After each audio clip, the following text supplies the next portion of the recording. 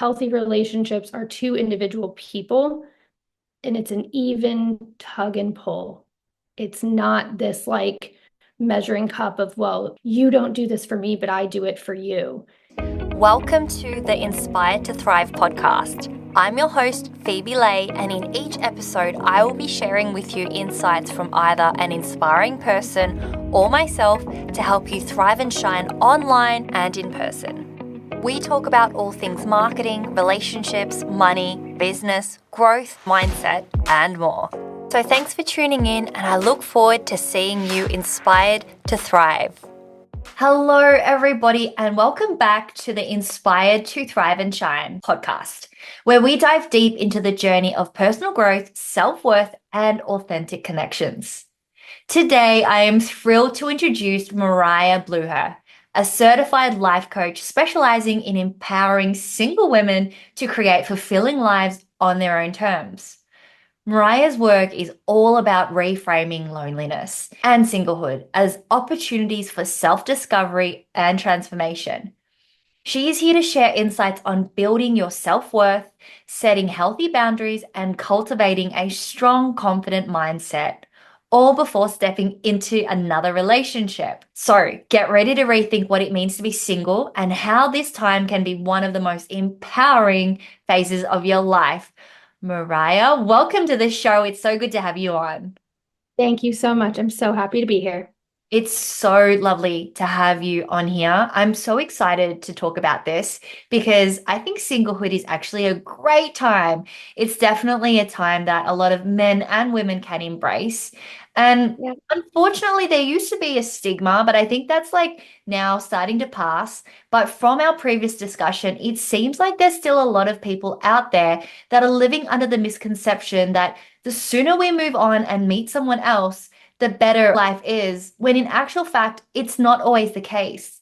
And a lot of the time, when we go from one relationship breakup to another and we jump straight into another thing, we actually don't have enough time to reflect, to grow, or to learn from the situation. And I'm sure you can tell us all about that. I do think that singlehood is a wonderful journey and it's something that we need to embrace because it doesn't last forever.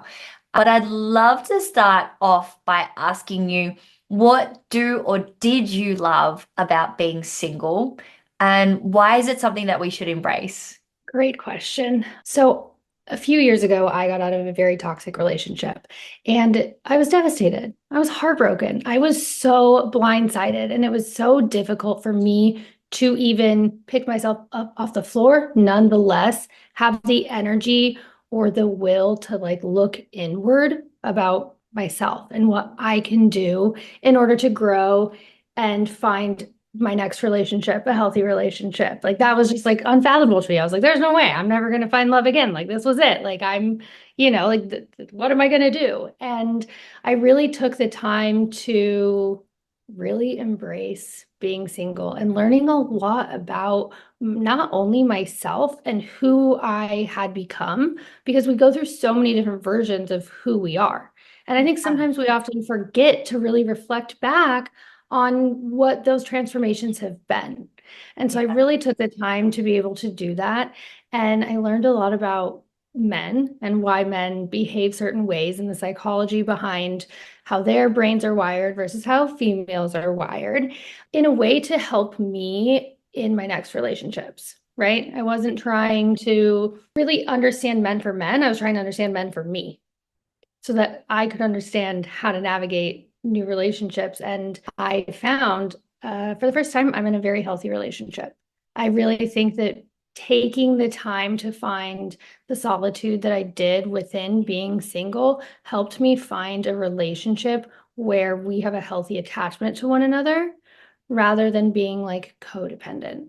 And that's something that I'd experienced in my last relationship. And so it's so incredibly refreshing to be able to see now that healthy relationships do exist, but I'm absolutely certain that I wouldn't have found that my partner now if I hadn't taken that time to be single and to learn about who I am, what my values are, what my boundaries are, what works for me, what doesn't. I used to hate spending time alone, and now it's a non-negotiable. I love that. I truly believe that when we come out of a relationship where it is toxic, it actually is very, very conducive to growth. And it's a blessing. It's something that a lot of people don't, thankfully, experience in their lifetimes. But for the ones that do, usually if you stop to learn from it, there's actually a lot of beautiful seeds that come from that experience because it gets you to pivot into this whole new version of yourself. And I agree, you can't do that without some time alone. And when we are in relationships where we're constantly with the other person, there is no space to grow and to reflect and to learn. And it becomes very, very unhealthy. And that's not to say for the listeners, if you're living with your partner and you're married and you're seeing your partner every single day, that that's a bad thing. As it was discussed in a previous episode where we talk about codependency, it's actually just about being able to set aside some time to do things on your own or with your friends and not with Mhm. mutual friends, right? No, and absolutely. You're spot on. And I also think for me, like I realize that I'm in a relationship that is two independent people. We live our two individual lives and then we come together. We live together. But it doesn't feel like this, like, oh, if you're home, I have to be home. Or if you're going out with your friends, I have to go out with your friend or my friends. Like I'm like, can you please go out with your friends? Or like if he doesn't have plans, but I make plans, there's no animosity, there's no negativity. It's like, have fun, babe. See you later. And I'm Yeah. really not used to that because in my previous relationship, I mean, he'd literally go to work with me for the most Wow. part. And so it's just like literally no time spent apart. And how are you supposed to know who you are when you spend all your time with somebody else? Yeah, I totally agree. It's very important that we are actually aware that if someone is constantly checking in on you, where are you? Who are you with? And wanting to be a part of your day, your night, and just always there, that's actually a red flag. And that's something that we've discussed gently on this show. Mhm. But it is something to keep in mind because that's possessiveness, and that actually is quite dangerous. It can lead to abuse. It's something that is unhealthy and it's an early warning sign of a red flag that can lead to abuse. So, people, listen to your gut and make sure that you set healthy boundaries. No, truly. And I feel bad. I had a grin on my face, but I was only grinning because it's when I first started dating my boyfriend, we wouldn't talk. I was like, don't you care about what I'm doing? He was like, I don't really like texting. We'll talk when I see you. And it was an adjustment for me to get used to because even I'm texting my girlfriends all day, or you kind of like come up with this idea and this expectation that having your partner constantly reaching out to you means that they love you, means that they Yeah. admire you, means that they care about you. And so it's really important. And I'm glad that you addressed that it actually is a very large red flag. It is possessive. And it was a transition to then now be with a partner that's like, okay, I'll see you when I see you. Have fun. We'll talk when I see you. I'm like, huh? But it's been amazing because it's also helped me become less addicted to technology, enjoy the moments that I'm in rather than, it's like really just created this environment where we have a healthy relationship. We're together when we're together, and there's no anxiety in between. I think that's so important, Mariah. And I definitely agree. Like, I remember when I was in my previous relationship, it was like my phone was constantly going off. And so there it becomes this addiction. It's Yeah. actually something that we need to create space from because if your phone's constantly going off, what are you going to do when they are away, when they're overseas, or if you break up or whatever? It's the same as people that are addicted to social media. If you're constantly waiting for that next notification and those likes and those thumbs ups and those comments, what are you going to do when you're like alone on an island and you've got no reception? So we've got to be able to learn how to navigate that early. And if you spot yourself doing that, if you're like constantly needing your partner to text you or call you, maybe it's a good idea to try entertaining those spaces and those gaps with other things. I'd love to know, Mariah, when you enter a new relationship and obviously there's that balance, you're spending a lot more time together. How do you find that right balance where you're striking enough time alone, but also quality time with your partner? Good question. I think you just know in your gut. Every person is different, meaning every relationship is different. So there's not really a right or wrong answer to that. You can feel it. You either feel deprived from your own needs, whether that's alone time or running your errands that you need to get done or whatever it is, or if you feel deprived in your relationship, if you feel like you miss that person or that you just genuinely haven't spent that much time together. Like, even though I live with my partner, we work opposite schedules. I work in the day, he works at night. And so we have to actually find the time within our schedules to like say, okay, do you have 1 hour, on Thursday night that we can like cook dinner together, or whatever it may be. And so I think it's just a different balance for everybody. But I think you really know in your gut how to, like, when you need something. And what's so important is that you're able to communicate that to your partner, whether it's, I need alone time, I need more time with you, I need time with my girlfriends, I need Yeah. you to leave the house. Whatever it may be, it's so important that you have somebody that you can communicate with and that also understands your boundaries. Yeah. And respects it as Yeah, well. respect it. I think it's really different. Someone that respects your boundaries and someone that is able to give you space versus someone that's pretending to give you space and pretending to respect your boundaries, but they actually don't treat you with decency and decent love. That's something that again is Mhm. a gut thing as well. But I love the fact that you talk about, spending time away from your partner, having individual lives and trusting your gut. This is talked about so much on this show. But that is definitely the biggest indicator that things are either right or wrong. I agree. And it just reminds me of a quick story. When my boyfriend was moving in with me, this was July, I had gotten an invitation to spend 2 weeks in the Grand Canyon. That means no cell phone service, absolutely no communication. And I also felt really bad. I felt sad because was moving in. This was an exciting time.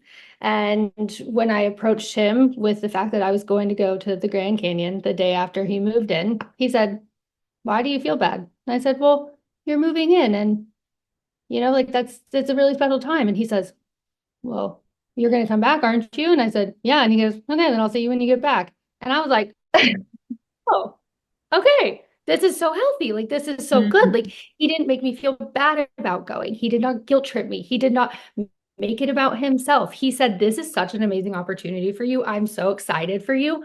Out the door you go." I love that. That's Yeah. awesome. And that would have been really refreshing, I'm guessing, especially after what you've been through. Absolutely. And still, I mean, we've been together for 2 years, and I still sometimes have to really reflect on the changes between the two relationships. And it's crazy when you actually get into a new, different relationship that's healthy. And sometimes I'm like, wow, how did this happen? So, how did You it know? happen? Like, what do you think you worked on that allowed you to create and manifest this new man in your life? I don't think that I had one boundary for most of my life. I've been an empath my whole life. I still am. But I really struggled with it for a very long time. I put everyone's needs above my own. Other people's needs became my own needs, even though I wasn't even involved in the situation. And I just I lost all sense of self. I had no idea who I was. Who is Mariah? And when you lose everything, you lose who you think is the love of your life. And I was going through some other hardships at the time with friends. Like, I really felt like everything got stripped away from me without any warning. And I was left with nothing but having to get to know myself again. And it sucked. It was really, really hard at first, but it's absolutely what led me to being where I am today because I know exactly who I am. I got to re-know my values. I got to reconnect with nature. I forgot how much I love nature and how much spending time in nature actually provides me with confidence. Yeah. That's such an interesting thing to think about. Like, to me, I always thought confidence was like looking good in the way that you're dressing or like getting your hair done. And what I realized was actually I feel best when I'm in nature with no makeup on in the same t-shirt for 2 weeks. Like, I Yeah. feel most myself. And when you find what makes you feel the most yourself, it actually boosts your confidence. So that's the importance of getting to know what you value. What are your beliefs? That helps you create your boundaries within not only your relationship with yourself, but your relationship with your friends and your partners, your family.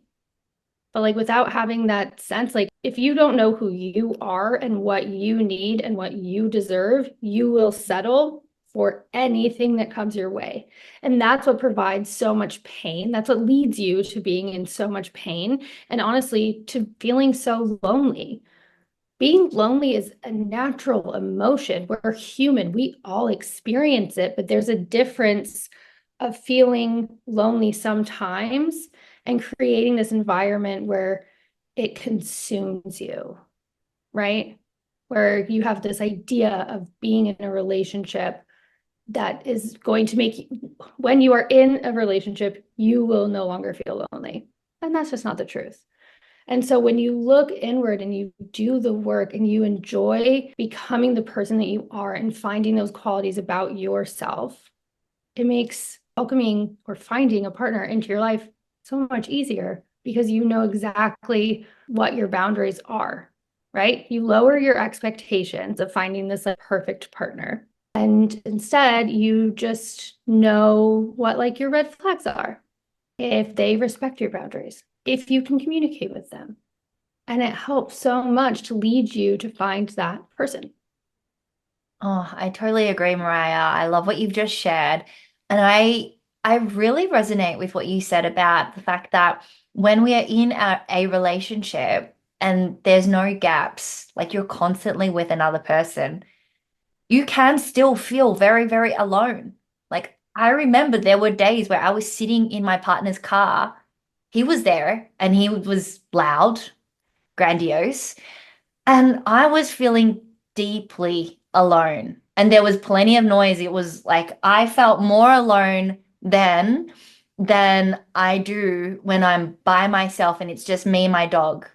Because there's a difference between feeling alone, which is Mhm. disconnect, and having peace and space and just like room to breathe. And I think that a lot of the time people there's a myth that being single means that it's going to be challenging and lonely. Time when you spend alone can actually be really, really peaceful and empowering, and you don't have to feel lonely. There will be times where yes, the emotions is going to surface. But I think it's an important time to embrace that and to lean into the feelings, maybe even spending some time out in nature to do it. So, yeah, I love what you've just shared. And I think reconnecting with things that you really enjoy is very necessary. And sometimes it does take being single to be able to do that. Like, I know for me, whenever I am single, the first thing that I do is solo travel. And I've done that for so many years. And when you talked about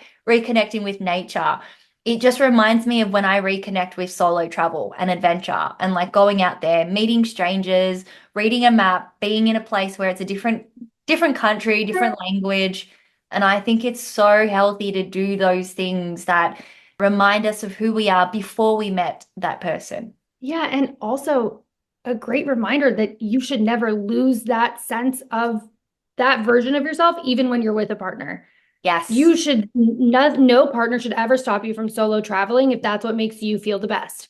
Whether it's solo traveling, time in nature, hiking a mountain, seeing a movie, going to a spa, doesn't matter. Whatever you feel your best self doing should not disappear when you're with your partner.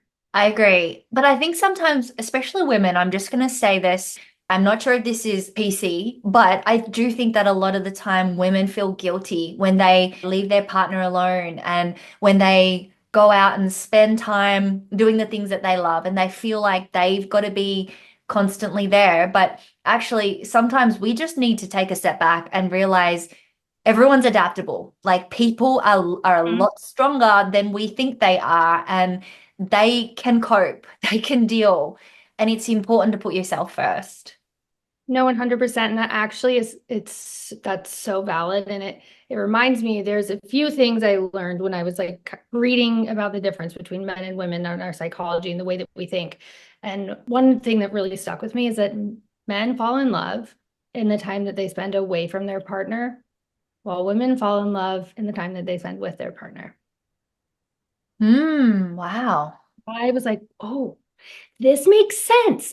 Distance makes the heart grow fonder. Like you hear these things all the time, but then actually like really reading about it over and over and over and over, I was like, oh, this is really powerful because there's so much anxiety when you're first meeting somebody or officially dating somebody and you don't hear from them. It causes all these alarms to go off in our brains because we're like, oh, we need to be with them. We need to be with them. When in reality, you need to give them their time away from you in order for them to figure out how they feel about you. It's just like a cruel thing that nature put us to be opposites in that way. However, understanding that and understanding how men are different from us Yeah. definitely helps decrease that anxiety. What were some of the books or resources that you tapped into? So there's this woman, Rory Ray. I signed up for her newsletter and I dove in so hardcore and I learned most of this from her. I've been reading the 8 Rules of Love by Jay Shetty, and that also has Mm, really aligned a lot of the stuff I learned from Rory, but just from a different perspective. Because like Rory's a coach that literally just works on like real people in relationships mostly, so helping women understand men through either breakups or difficulties in your marriage or whatever it may be. And I learned so much from that. that's really cool. And I'd love to know, you guide your clients in releasing expectations, right? And that's something that obviously I think everyone goes into a relationship with expectations. Unfortunately, it's just human nature. Can you share with us what are a few ways that unrealistic expectations can actually sabotage a relationship? And how can people go into relationships with less expectations or have less expectations in their existing relationship? Absolutely. Great question. Expectations can literally ruin your relationship, whether it be a friendship or your romantic partner, your parents, your children. If you have expectations that are not communicated to this other individual person, it can ruin the relationship. We have a tendency to just automatically think that people can read our minds, and they can't, right? No matter how well you know someone, you don't actually know what's going on inside of their mind, inside of their heart. And when you expect somebody to, let's say, text you back when they get home or when they get home, but you didn't ask them to, and then it hurts your feelings, and then you're mad at them, they're like, why are you mad at me? What did I do wrong? Nothing was communicated to them. So it automatically starts this like rivalry. When you have expectations of this is a good one, girls and their birthdays, Mm, you know, just tell them what you want. Just tell them what you want. Tell them what you need. And, then you won't be disappointed because the truth is like, there's a difference between you explaining to somebody very thoroughly, this is what I need to feel loved. This will make me feel loved. This is what I want to do. And you just expecting them to know what to do because you told them like 3 weeks ago. I've seen so many arguments happen between couples due to this. And it just creates a toxic environment. You have to be able to communicate and also understand your own expectations. You also reverse it, expectations of yourself. Oh, I thought I would do better. Oh, I thought this would have gone differently. I thought I would have gotten a better grade. I thought I would have done better. You're human. You have to just meet yourself in that situation with self-compassion and love. that is so absolutely right. I 100% agree. And I think that communication is definitely the key. It's so healthy to explain, share, tell your partner how you feel, when your needs aren't being met. But it's also really important to realize that your partner is not there to meet all of your needs. And that's something that I used to fall into the trap of as well, where I would feel, for example, disconnected, lonely, maybe even isolated, and think it was my partner's job to change how I felt. When in actual fact, I just needed to tune into my own inner guidance and realize what was going on and look at the bigger picture. And I mean, for me, I was just unhappy. I was not in the right relationship. I was clearly, there were value clashes, all sorts of misalignment, but I had abandoned myself. And so I'd love to talk about this. Self-abandonment can easily happen even before a relationship begins, even in like when we're single, we can self-abandon. So, how Mhm. can women or men realize and identify that they are abandoning themselves, whether they're single or not? And how can they go back to their authentic selves and not and fully embracing and not doing that. I think that when you've taken the time to get to know your authentic self and you really feel like you have your 2 feet in the ground, which by the way, this changes all the time. You can do the work and feel so good about yourself and be so sure of who you are. But then 6 months go by, a year go by, life events happen. It's going to change who you are. And so it's so detrimentally important to take the time to look back and have a date with yourself, get to know yourself again. How are we feeling about this? How are we feeling about that? And when you don't do that, is when you easily abandon who you are entering relationships because you kind of, especially when you're first starting out and you're spending a lot of time with this person, you want to be with them. And I completely understand that. But if the most important thing to you is going on a hike Sunday every day with your best friend Ruby, and you stop going on that hike or every Sunday with your best friend Ruby, that's a red flag. Like that's a big red flag. You shouldn't be changing anything in your life that really matters to you or in a relationship. Can't give up the things that mean the most to you. Don't take for granted Ruby or your best friend, whatever her name is. Never. Or time with your family, or it's so whatever it is that makes you feel the most you, or the things that matter to you the most, right? We might go through phases of different hobbies and whatever, but like my family time is so incredibly important to me, and I don't ever ask permission to do that. And if I were to ever be not spending time with my family, I would hope I would recognize that something was not right. And I'm not saying it's your partner's fault by any means. It is hard work to get to know yourself. It is hard work to understand who you are. It's uncomfortable, especially because we're constantly changing, we're constantly learning, and you do have to do these check-ins with yourself and say, okay, how am I feeling? It's hard work. It's a constant thing that you have to do in your life. You don't reach it once and then you're done. Yeah. No way. Our relationship with ourselves literally affects all of our other relationships. And so the most important one we can have is with ourselves. And I think it's just so easy to forget that sometimes. I agree. And like on the topic of catching up with family, I'm aware that not everybody has the luxury of being in the same country as their family.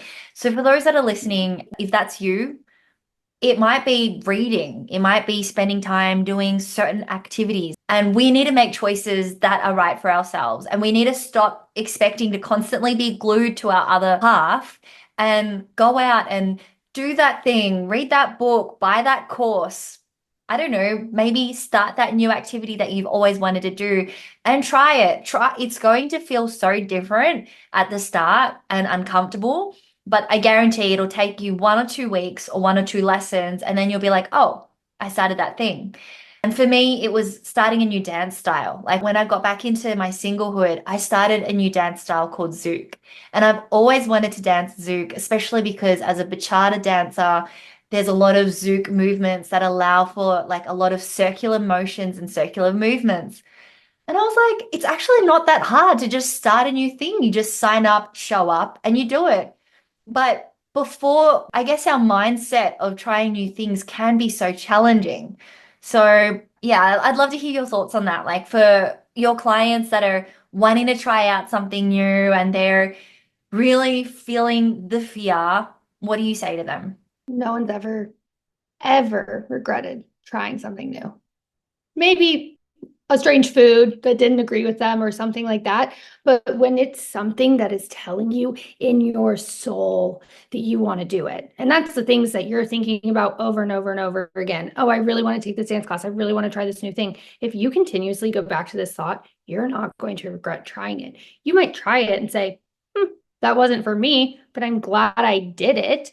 But it's so hard to do that as adults. I look at kids and they're unstoppable. They have no sense of like fear or anybody judging them or what other people will think about them. Look internal and say, well, what is stopping me from doing this? Is it that you genuinely don't have time? Because you do have the time.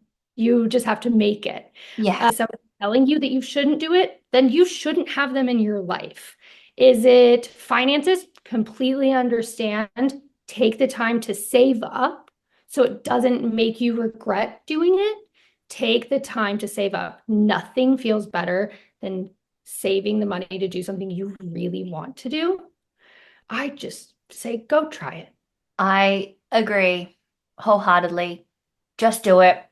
I think that also runs into starting new businesses. I have so many people that I've spoken to who have told me stories of like their success. And the number one key, I think the key to being a successful entrepreneur is actually having a really short time between an idea and a thought and implementation. And Mm. sometimes that's why people with ADHD, I mean, I don't know if I have ADHD. I think that I might. But one of the Yeah. gifts of ADHD is that you implement things really quickly and you just try it. And if it doesn't work, you just try the next thing or you start the next business. And that's part of the journey. And I'm not saying that everyone needs to be that way and you need to have ADHD to be successful in business, but there is value in reducing the paralysis by analysis by just giving things a shot. I could not agree with you more. And I'm a new business owner. I started out just a few years ago, and one of my biggest roadblocks was posting on social media. And I've done the work to like get through that, but I also realized, why was I so intimidated to be myself? Mm, That was a sign to me that I needed to get to know myself again. What's going on that's blocking me from stopping? Like what is this self-doubt? Where is it coming from? And now, since I've taken the steps to surpass that and I actually do feel comfortable doing it. You know what I notice? When I consume more than I create, my self-confidence goes down. wow. And I'm like, oh, because you see all these other successful people doing their thing, and you're like, okay, well, so then maybe I should do it their way. Yeah, And I have to remind myself, no, no, no, no, no, keep doing it your way. But again, this all comes back to your relationship with yourself, right? It 100%. all, like all of these moments of doubt or moments of uncomfortability is a sign to check back in. Yeah, Get to know yourself again. Do a self check-in. What is making you feel uncomfortable and how can you move past it? Because you're the only person that can answer that. 100%. And I think self-acceptance is a big one as well that stops a lot of people from posting on social media. There's a lot of inner critic judgment, like the rah-rah, that voice that stops a lot of my clients. It's normal. It will happen to everybody. It will happen to Jay Shetty. It is something that we just got to move through. And firstly, when we reduce the judgment and we have Mhm. acceptance of ourselves and we are authentic and aligned, it makes it a lot easier to post on social media. Because when you come out, like I remember the day I came out with the truth and I shared with my audience what I was going through over the last year or a year and a bit. And I came out with, guys, this is what's been happening. I haven't been 100%. I haven't been fully okay. And that's why I haven't been showing up the way I used to show up. Once I got past that point, creating content was a breeze. It was like, oh, I've just like let the truth out now, let the cat out of the bag. Now I can just move on and create more content. So sometimes Yep. it just all it takes is just one post, one single post that just realigns things again and us accepting that sometimes we are not all okay. Sometimes we are dealing with grief. We've lost someone in our family, or we're in an unhealthy relationship, or I don't know, we've injured ourselves, or our fitness isn't great, or someone's gained weight, whatever. Accepting that we are not perfect, removing the judgment, and then coming back to self is going to empower you to move forward, to create. And I think that's so important. I cannot agree with you more. And this actually brings me to the most valuable piece of advice. Or I don't know if it's advice necessarily, it's a fact, but it was just like something that like I was a teenager, I was dealing with depression very intensely, and I was in DBT, dialectical behavioral training, and I was forced to get to know my emotions or how to sit with really, really, really scary emotions. And it was very difficult, but what I simply learned through the process was how you feel is valid. And I say that to other people, and they're like, what? And I'm like, I know it's crazy, right? Like it's valid no matter how you feel. You can't control how you feel. Emotions come up and that's fine, but the worst thing you can do is push them back down or say it's not valid. I shouldn't feel this way. I shouldn't feel this way. But you do. So why are you even trying to like push that away? And in return, how other people feel is valid. So even if you don't agree with how somebody feels, it's okay. You don't have to, but to recognize that how that person feels is valid to them, it helps reduce any argument. It helps me understand other people so much more. And it's really like my best friend, Mackie, she tells me all the time that the best piece of advice she's ever gotten was how I feel is valid. Oh, I love It's that. so simple, but yet so complicated. But once you really understand that that is valid, and also for everyone else, I swear the world shifts a little bit because you come from this place of like, I understand. And that may not make it easier to like get past the point of whatever hurdle you're facing, right? Like posting on social media or whatever it is. But I know it's really helped me in those moments of like, what do I do? Why am I feeling this way? I shouldn't feel this way, Mm. but I do. And it's valid. And then it moves past you, and then you share it, maybe if that's like what you're moving past, and then it creates an entire new world for you. I love that so much. And I think that that was something that I had to relearn. And it's definitely challenging when you are constantly saying the word should in your language, in your inner dialogue. And the moment that shifts, oh my goodness, it's like you're freeing yourself. And then all of a sudden you can tolerate a lot more. And I think earlier we were talking about like spending time with family. For those that might have grown up with, like for me, a tiger mum, where I've got like a Chinese, like hard ass mum who's like constantly on the ball. And I think that that inner voice can automatically become your own inner voice. But the moment we Mhm. can tune out of that, it's so liberating. And we've just got to have that practice and practice using that muscle of not doing that. Because otherwise, that joy and that essence of life can start to chip away. I think it's really important to let go of the shoulds and just accept and be like, okay, inner child is feeling this way. The inner child is our emotional selves. Okay, how can we like retrain that or talk to our emotional self or our inner child and understand where it's coming from and retrain that? Yeah, and Phoebe, it actually brings us back to expectations. Mm, Expectations that we have of ourselves. I should feel this way. I will feel happier when I'm in a relationship. I will be happier if I move to Austin, Texas. What? You're these expectations that we create. It's so easy to do it. It's so easy. It takes literally saying it out loud or thinking it to yourself multiple times. But the moment you put that thought into existence, it becomes an expectation. And we have to be so careful with those because truly you were just setting yourself up for the potential of disappointment. yeah, And I that's also a agree. reminder to look back inward, right? What really is the root of your expectation that you're setting? Right, I'd love to shift to self-worth for a moment here and ask you about the mindset shift that encouraged you to help other women break free from the need for external validation. I know that external validation happens to men and women. So for the men that are listening, this is for you as well.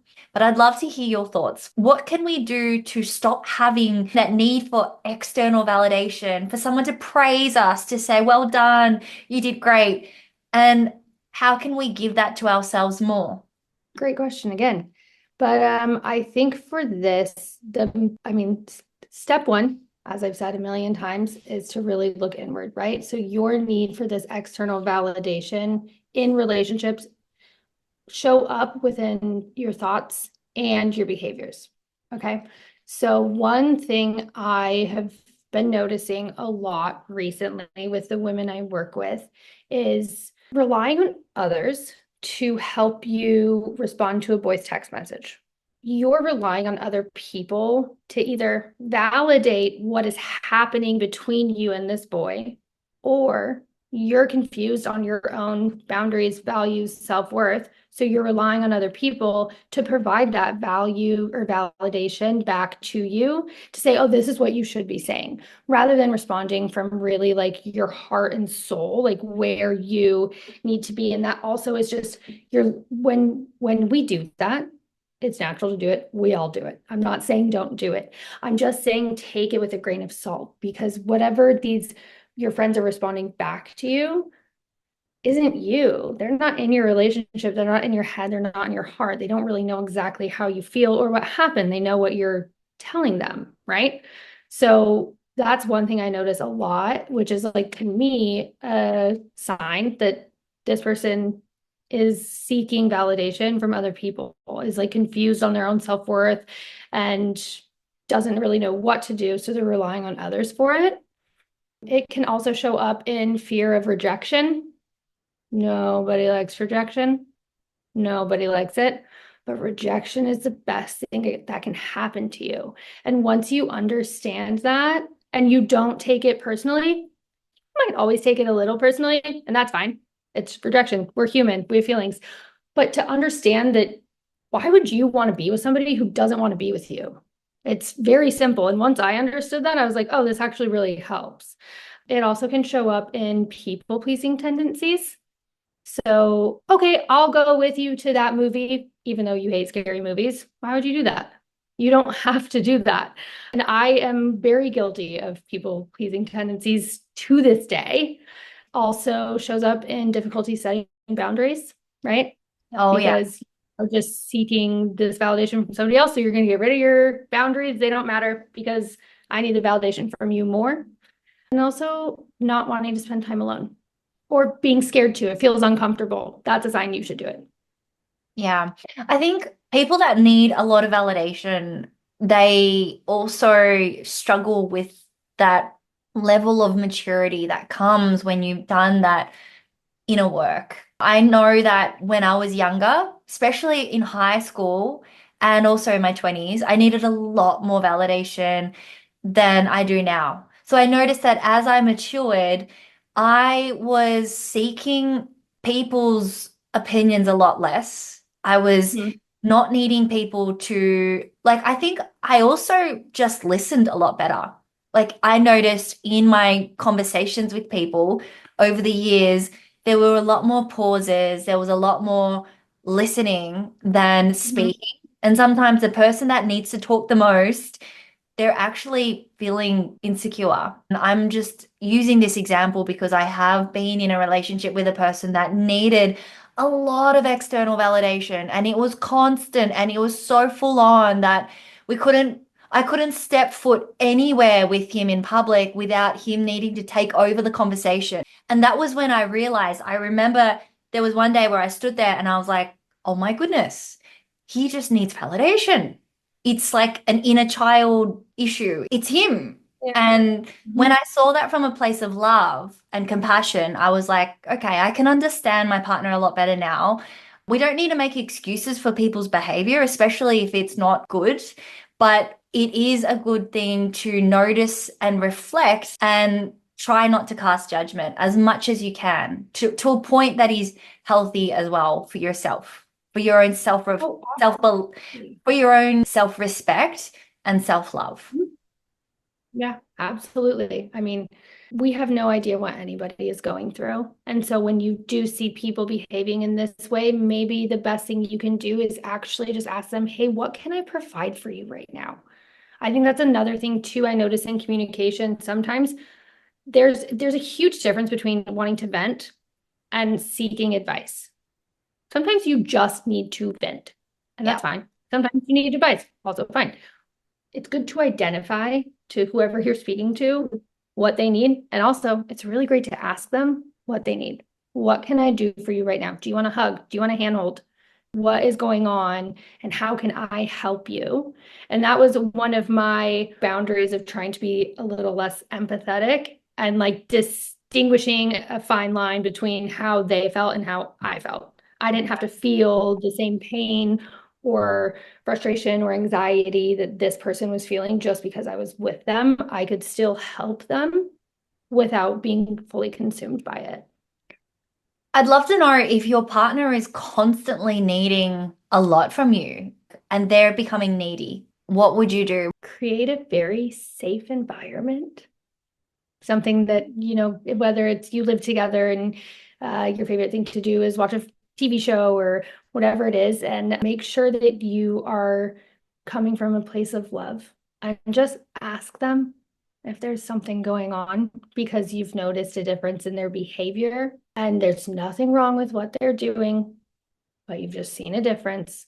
And is there anything that they want to talk about? Because sometimes you don't want a hug all the way to the kitchen and you're happy to do it now and then, but sometimes it's not what you want. Yeah. So what is actually really going on beneath this neediness? We go through it. We have phases of our month with our cycle. We feel different. We're more emotional. We don't want to be touched. We do want to be touched.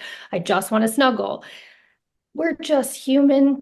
We're not perfect. There's no such thing. And so I think that as long as you also can realize that about your partner or your best friend or whoever it is that's having this sudden change of behavior, and you just come from a place of love and understanding, and you just ask them if there's something else going on. And a lot of people can maybe be a little surprised by that, and that's okay.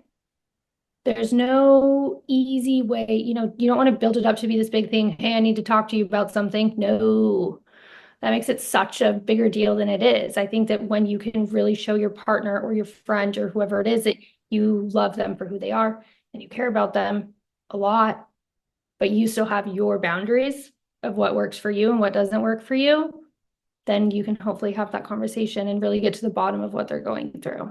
Yeah, and I think it's important not to confuse yourself as a therapist for your partner. I think at the end of the day, we can give them love and we can give them only so much until our cup is starting to get drained. And it's actually important to create healthy boundaries and to have your partner seek the appropriate help if that's what they need. And of course, understanding, love, patience, but not to the point where you are becoming so patient and so understanding, and the pattern is starting to repeat and repeat and repeat that you're now becoming their therapist or their helper or their caretaker, because that's again going to drain your cup. And I think for me, when I experienced my cup being drained and it got to a point where it was like empty, that was when a lot of frustration would start to come up. And so if you're feeling frustrated, you've got to look at your environment and look at how much time are you spending alone? How much time are you giving to your other person? And how can you fill your cup again? Also, that reminded me of something else too. I've felt that way with even friends in the past, where I am like, am I your therapist? Like it can become a lot sometimes. And it is a lovely thing to know that your friends can rely on you and that they trust you.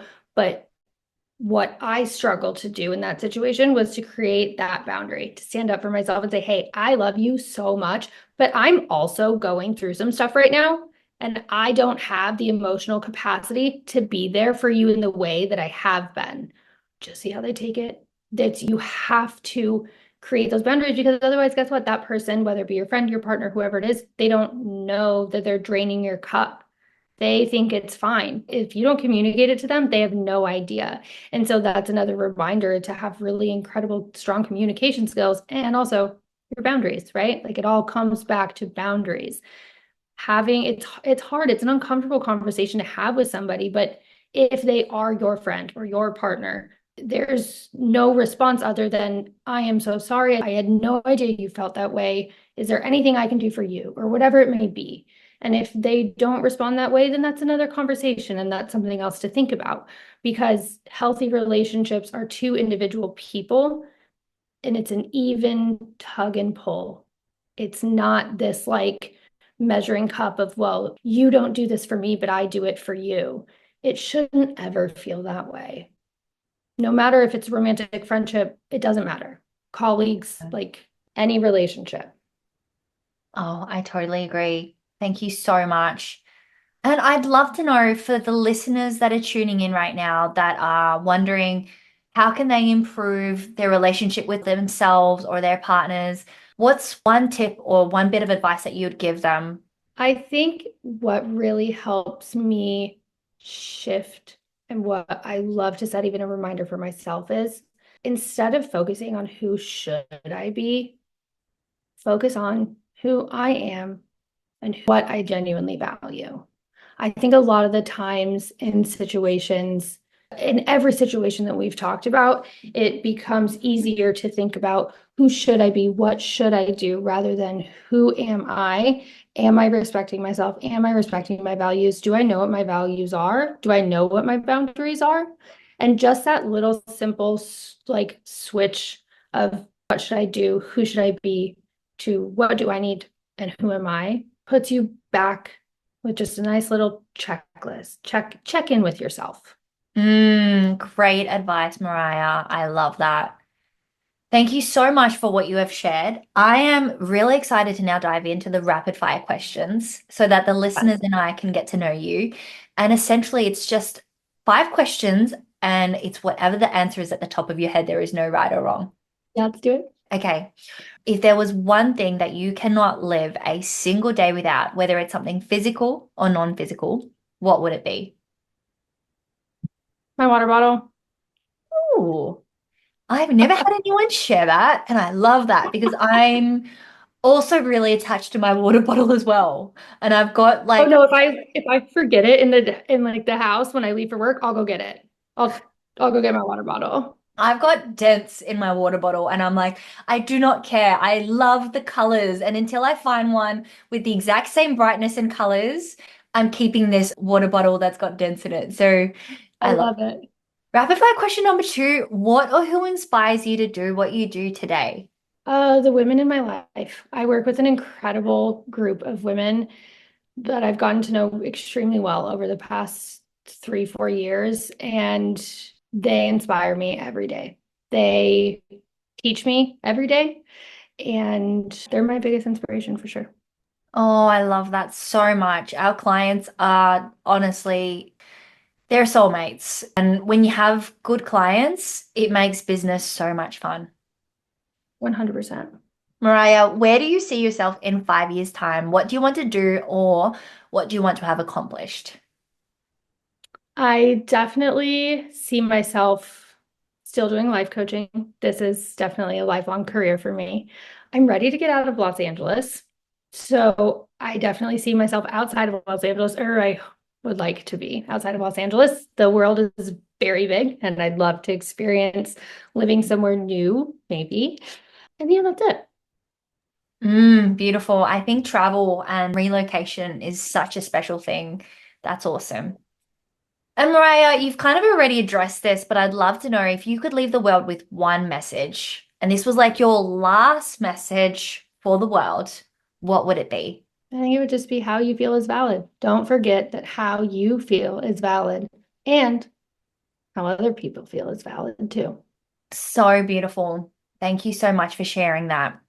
Now, I believe you've got a one-to-one coaching offer and a 3-month intensive sailing solo program. Can you tell us a little bit about that for the listeners that are tuning in? Who's it for and how do you help them? Absolutely. So, sailing solo, I built because it's a 3 month intensive of one on one coaching. And I know from experience that drastic change takes time. It takes a lot of hard work, and it takes about 3 months to make that like official change and switch. So, sailing solo is built for women who just feel so completely lost that they need to start at ground zero. And together we build that foundation. We look back into your values, your beliefs, your boundaries, your past. What has led you to where you are? What have you been through? Where do you want to go? And so within those 3 months, we really just build your own little house so that by the time we're done working, you have a toolkit where you are just so confident in who you are, what you deserve, what you want, that nothing else gets in the way of it. I love that. Yeah. And then for one-on-one coaching, it really is, if 3 months, it's a big commitment. I know that. I am very aware of it, but I'm so confident in that time frame of really you will leave those 3 months being a different person than where you came in from. And I need those 3 months with you. Whereas one-on-one coaching is maybe you are going through a breakup or it's just a hard patch and you aren't really maybe ready to commit to the 3 months, or you just don't need as much support as somebody who really is going to start from ground zero. Beautiful. I'm going to link your links to the show notes.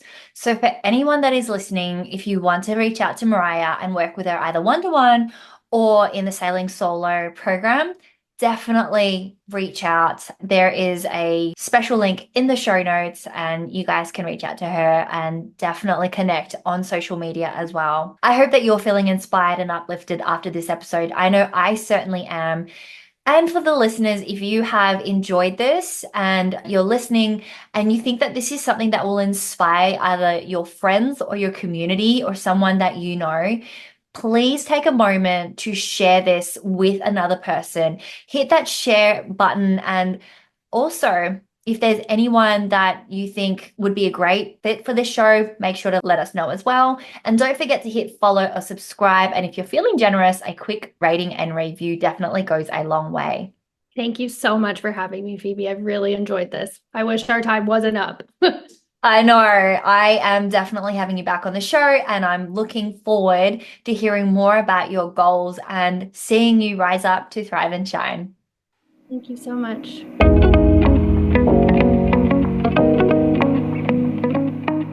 So thanks for tuning in, and I look forward to seeing you inspired to thrive.